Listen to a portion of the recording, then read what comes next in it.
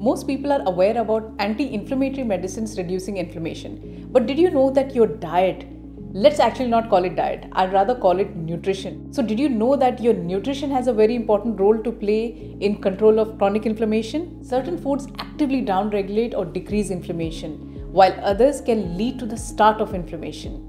So, to control inflammation and therefore the diseases in which inflammation is the underlying cause, so be it diabetes type 2, cholesterol issues, heart attacks, metabolic syndrome, asthma, autoimmune diseases, fibromyalgia, spondylitis, or the many other health concerns which I have discussed previously, what you have to do is remove 10 things from your lifestyle to control the chronic inflammation. In this video, I will be discussing only refined oils, and I will be talking about the rest in my subsequent videos.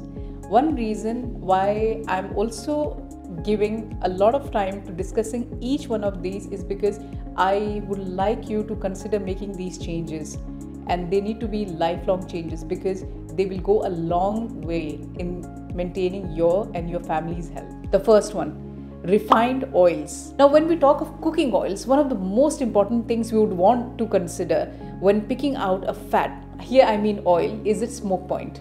So what is smoke point? This is the temperature at which the fats break down and produce smoke. You could see it when the oil stops shimmering and starts sending out some serious smoke signals. Now, to understand how smoke points affect food, we have to look to where our fats come from and how they are processed. Traditionally, oils are extracted from nuts and seeds through mechanical crushing and pressing.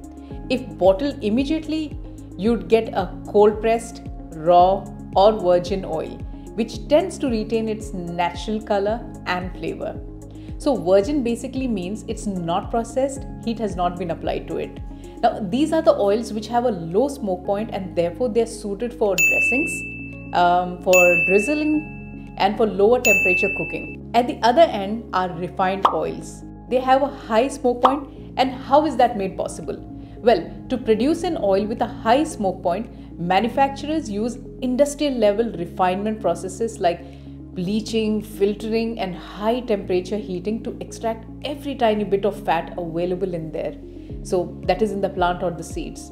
So what is left is a neutral flavored oil with a longer shelf life and a high smoke point. Between them are the oils which are called expeller pressed. Now in expeller pressed, minimal heat is applied, so it's not as harmful as the refined oils, but at the same time they also have a slightly higher smoke point, which makes them suitable for cooking. Now, what would happen if a fat smoking point is exceeded? Now, exceeding a fat smoking point leads to 1. Fat breakdown, which leads to the production of free radicals, which are extremely damaging to the human body.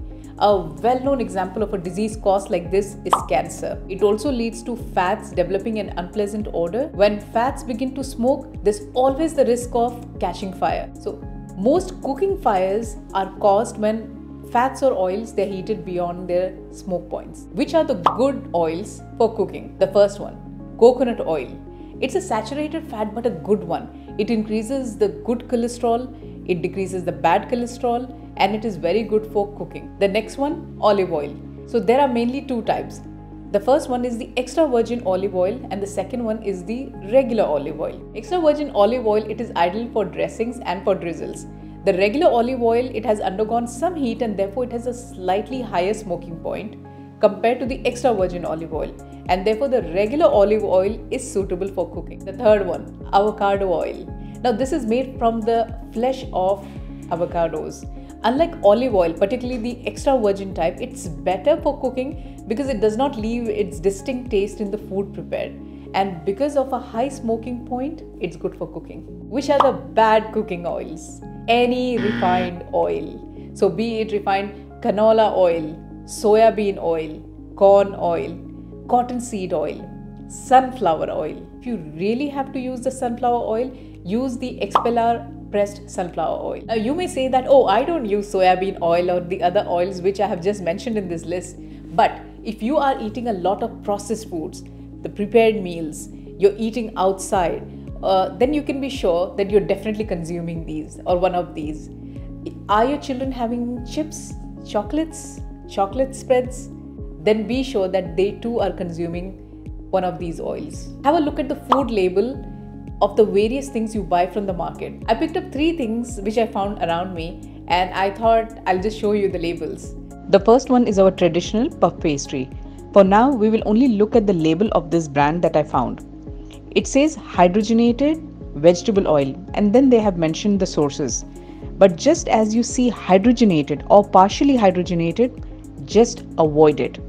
These are very unhealthy because they contain hydrogenated fats called trans fats, which are linked to an increased risk of heart problems, memory problems, and many other health concerns. The second example, I saw this salt and pepper flavored fox nuts. The second product is something I really liked. It was tasty and healthy, but until I saw the food label, flavored fox nuts.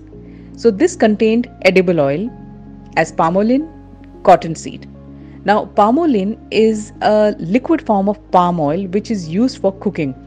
Due to the low production cost, palm oil is in high demand, and you may find it in most of the processed foods you use. What is alarming is the link of palm oil and cancer. The third example, chips. Look at the oil used. Again, palm oil.